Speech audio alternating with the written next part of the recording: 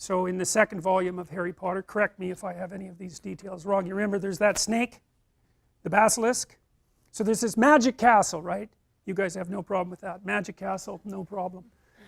There's an orphan, he's an orphan, he goes to the magic castle to learn how to be more than normal, right? The muggles, he has a muggle family. We're not too happy with the muggle family. Like, as representatives of normal people, they have some lacks. Now, of course, the reason for that is that, well, that's what teenagers often feel about their parents, right? They feel, Jesus, these couldn't really be my parents. I must have some other parents who are like together. And those are like magical parents, right? Parents that live in the sky. And of course, Harry Potter has earthly parents. That's the muggles. And Dursley, I think, is the kid. He's a wonderful piece of work. And, you know, ill-formed, eh? Spoiled, ill-formed, selfish, very far from the ideal. He's a foil for Harry. And of course, he's appreciated and doted on, and Harry is actually punished for his virtues. Well, that's a classic story, right? To be punished for your virtues. I mean, if you look at the story, the central story in Christianity, the central story in Christianity is about someone who is precisely punished in the worst possible way for the highest possible virtues. And that's what it makes it an archetypal story, because there isn't anything more unfair than that. And so it's a limit, in a sense. It can't be worse than that. Being punished for being, you know, unworthy, it's like, yeah, well, at least makes sense. But to be punished because you have your act together and you're a good person, that's real punishment. And that's what happens to Harry. So luckily he finds out that he's magical, which is quite convenient, and off he goes to wizarding school. And you know, that's actually like going and studying the humanities.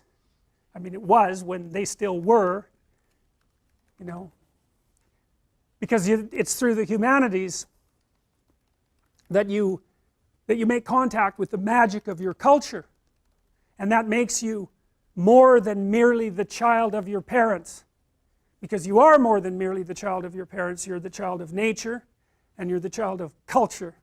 And until you understand what that means, understand that you have two sets of parents, like the divine hero always has two sets of parents, you can't construe yourself properly as an individual. You're not situated properly in the world. You don't know what your responsibilities are. You can't orient your values properly, and you will suffer for that. Because, as far as I can tell, because life is so difficult, you have to do something that's truly worthwhile in order to justify it.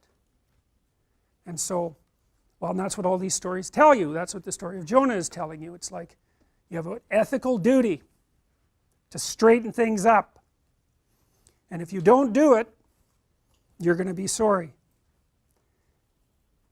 And that story is echoed everywhere. Well, now St. George, well, let's go to Harry Potter. That's what we were talking about.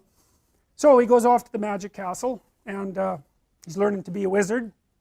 And he's kind of an interesting character, eh? Because he's not really good. And we find out, I think that's because, doesn't he have a piece of Voldemort in him? Isn't that what happens? Yeah. And that's what that means, is that to be good, truly good, you can't just follow rules. That's very clear in the Harry Potter story. And you also have to be able to understand malevolence. And in order to understand malevolence so that you can withstand it, you have to understand that part of you that's malevolent. Because if you don't, you're naive. And if you're naive, you're easy pickings. And so that's a Jungian idea too. And the Jungian idea is that part of personality development is to understand your shadow. And the shadow is those things about you that you do not want to admit to. And you can learn about your shadow by reading history. You know, you can read about Auschwitz. You can read about the concentration camps in Russia. And you can imagine yourself as a guard instead of as a heroic rescuer of unfortunate victims, which would be very, very unlikely. And once you can imagine yourself as a guard, which is a terrifying thing to do, then you understand something about yourself. And I actually think, and I think this is also from studying Jung, that you cannot have proper respect for yourself until you know that you're a monster. because you won't act carefully enough. You know, if you think, well, I'm a nice person, I'd never do anyone any harm, it's like, you're no saint, you can be sure of that. And the harm that you do people can come in many, many ways. And so, if you regard yourself as harmless, inoffensive, nice, well, why do you have any reason to be careful? You're like a teddy bear sitting on a shelf. Even if you throw it at someone, no one's going to get hurt. But that isn't what you're like, because you're a human being, and human beings are some vicious creatures. And there's utility in knowing that, because it's also the case, you know, in the Harry Potter series, Harry could stand up against Voldemort and understand him and speak his language because he was infected by him to some degree. A very, very interesting idea. Anyways, in the second, and the reason I'm telling you this, and this is worth thinking about, it's like, how long were each of those books? Like 500 pages? They're long, eh? And there was, how many of them? 7? And how many of them were sold? I mean, how many of you read every Harry Potter book? Right. How many of you read at least one? Okay, how many of you saw the movies? It's like, you're all in a cult. You are, I'm telling you, really, that's the truth. It's really the truth. So, in the second volume, there's this snake that's zipping around there, the basilisk, right? And it lives in the underground. That's chaos. That's chaos. And that's because wherever you are, you're on thin ice, and underneath your thin ice is chaos. And here we are in this unbelievably civilized environment, and everyone's getting along so perfectly. But you know, we've got lights, we've got electricity, the sewage system is working, no one's hungry. It's like, we can be peaceful. But if any of that fell apart, and it could easily fall apart because it's a bloody miracle it ever works at all, then the chaos that's just underneath the surface is going to come up right now. And it's useful to know that, because it makes you properly grateful. If you really understand it, it makes you properly grateful for the bloody miracle that it is that you can be here in peace. So anyways, there's this snake that's underneath the surface, and it's, you know, no joke, that thing. It's big, and it's ancient, it's always been there. And what happens if you look at it? It turns you to stone, right? It paralyzes you. Well, that's the Gorgon, that's Medusa, the woman with the head of snakes, and if you look at her, it paralyzes you. Well, what does that mean? Well, you're walking through the jungle, and a big snake appears. What do? You freeze, and no bloody wonder, because you're a prey animal, and that's what they do when they see things that are going to eat them. And so, the snake, well, lots of people still die from snake bite. And our ancestors were, and I mean our ancestors like, you know, tens of millions of years ago, when they were living in trees and weren't very big, they made a nice snack for a snake. And there's a woman named Lynn Isbell, who's an anthropologist at UCLA, who's correlated the presence of carnivorous snakes with the acuity of primate vision. And what she found was that the more snakes around, the better the primates could see. So, and we're particularly good at picking up patterns like snake camouflage in the lower half of our visual quadrant. You know, and people generally don't like snakes. You can learn to handle them, but no, snake fear appears to be innate. It's innate in chimpanzees, and it tends to increase as you age rather than decreasing. You can overcome it, but, well, my daughter had snakes, and one day her snake bit her. It was a fairly big snake, and she hadn't paid attention to it for a while, so it nailed her.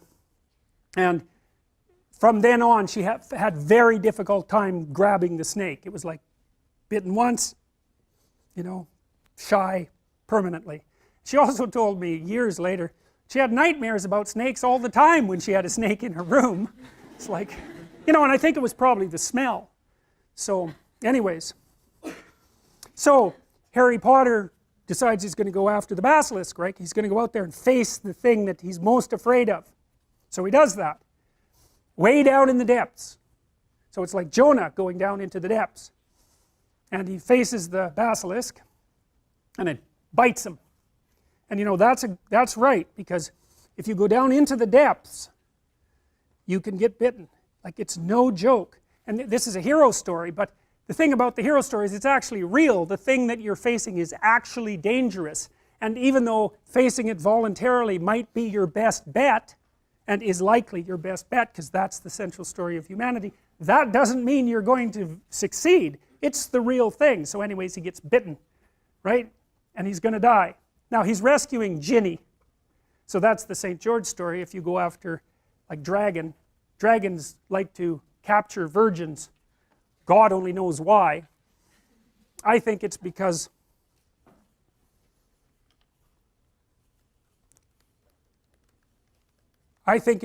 one of the things that male humans have done from the beginning of time is chase the damn predators away.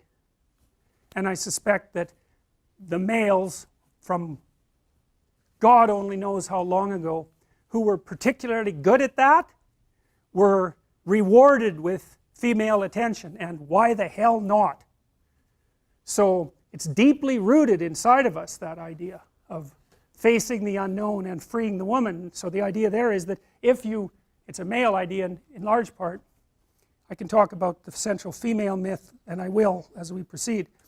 The idea is that if you're the sort of person who can stand up against the unknown and the frightening, then you're also likely, if you develop into that sort of person, then you're also likely to develop into the sort of person that other people will find attractive. So, you know, and that's why Jung believed that inside the shadow was the anima, which is like a female figure. And so his idea was something like, you know, if you watch movies, there's always this beta male guy, if they're romantic movies, and he's a nice guy, and he's the friend, and, you know, the woman tells him everything, but she doesn't like him a bit. She likes the guy who's, like, got an edge, and who's capable of, I would say, mayhem, but at least of aggression. Now, that doesn't mean she wants him to be aggressive, but what it does mean is that she wants him to be able to be aggressive. That would be good. And so he's the romantic target, and so he's the person that's incorporated the shadow, and he's someone that is respectable and perhaps useful. And so, well, that's a very old story.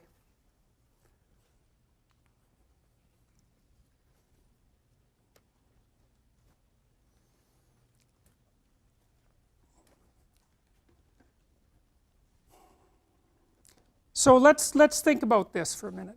I've already offered you a proposition, and I think it's an important proposition, and I'm offering you this proposition so that you can make sense of art and literature and mythology and religion and dance and all those strange ritualistic things that human beings do, which seem central to us, including, not least, the ineradicable tendency of us to seek out stories of heroes. I should finish the Harry Potter story. So Harry Potter goes down there to rescue Virginia. No, that's not her name. What is it? Ginny, yeah. But there's a formal name for that. It's a variant of Virginia anyways, which is a variant of virgin. So, and he gets bitten. Yes, Ginevra, that's it. He gets bitten, and the bite is poison. And so there he is, dying, which doesn't seem to be so good. And then what happens? And again, you guys swallow this, it's no problem. So, what's his name, the Dumbledore character? He's got a bird, right? So he's the wise old man. He's the ruler of the castle. He's the ruler of the magic castle. He's the magic king. You know, he's like God the Father as far as Harry Potter is concerned. And he has a bird. What kind of bird is it? It's a phoenix, right? And one of the things that's very strange about a phoenix is that, well, it's immortal, but in a strange way. You know, it lives and lives, I think, 100 years, and it gets older and older, and then one day, poof, it bursts into flames and turns into an egg, and then you get a new phoenix. So that's a symbol of transformation. It's a symbol of transformation. The bird is a spirit or psyche. And so here's what it means, in part. You know how when you learn a lesson in your life that's not very pleasant? Right? It's not like when you learn something important, it's the best day of your life. It's often, the importance of what you learn is often proportionate to just how wretched it is to learn it. You know, you learn things the hard way. You learn things by getting hit, because obviously if what you're doing is working, you get what you want. There's no learning in that, and that's happy. It's when you're doing something and you hit an obstacle, and maybe you bloody well hit it hard, and then you recoil, and then you down into the depths you go, and you have to sort yourself out, and you realize that you're this particular kind of idiot, and that you should probably fix that, and that's really annoying and difficult, and and maybe you're down in the dumps and anxious for quite a while, and then you get it repaired more or less, and you put yourself back together. That's the phoenix. Poof, into flames, bang, egg, new you.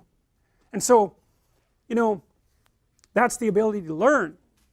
Now human beings are very strange creatures, right? Because we're very malleable compared to most animals, like grizzly bears now and grizzly bears 1,000 years ago. It's like whatever, they're the same thing, they do the same thing, there's no transformation. But human beings, we have this massive brain, and it's a pain because it means you have to take care of human children until they're 40, and and that's a big burden, and so we pay a big price for it. It also makes childbirth very difficult, and it's costly. You have to eat a lot because you have a big brain, because it uses up a lot of energy, and so you pay a price for it. But the advantage is you're plastic, you can learn. Now learning is a strange thing, because you could think of it as just acquiring more information, but you could also think of it, and this is more accurate, as finding out something that you're doing wrong, so that's sort of built into you, like a character element of your character, a presumption of your perception, or a deep habit. It's really built into you. It's a neural structure, right? It's alive, and you have to kill it because it isn't working properly. And the pain that you go through, in part, when you're suffering because you did something stupid, it's something like the neurology. I can never get this quite right. It's the pain of the death of that structure, and that can be a huge chunk of you. If you really have to go through a massive revision, it's like the person that comes out the other end might hardly be the same at all. That happens, for example, if you're trying to combat alcoholism, which is just a wretched thing to do, because, well, all your friends are alcoholic, all your family drinks too much. The only thing you know how to do when you're socializing is to go to the bar and drink too much, and you spend like 20 hours a week on it. It's like, it's not just that you're addicted to the substance, it's like that's how you live. And so if you want to stop being an alcoholic, not only do you have to stop drinking alcohol, but you have to stop seeing all your drunk friends, and maybe you've had them for your whole life, and you have to have continual battles with your drunk family, and then you have to figure out something to do with that 20 hours that's now like hanging around your neck like an albatross. And so you have to let that whole part of your personality die, and a new part has to spring forth, and that's what the phoenix is. And the phoenix is the capacity of the person to transform. And so when Harry gets bit by the snake that freezes him, he gets seriously injured. The phoenix comes in, cries some tears in his wound, it repairs him, bang, he's back to life. And the strange thing is that that's okay with all of the viewers. Now why would that be? There's nothing about it that's rational. Nothing, right? Magic castle, that's not rational. Giant snake underneath it, that's a little more rational.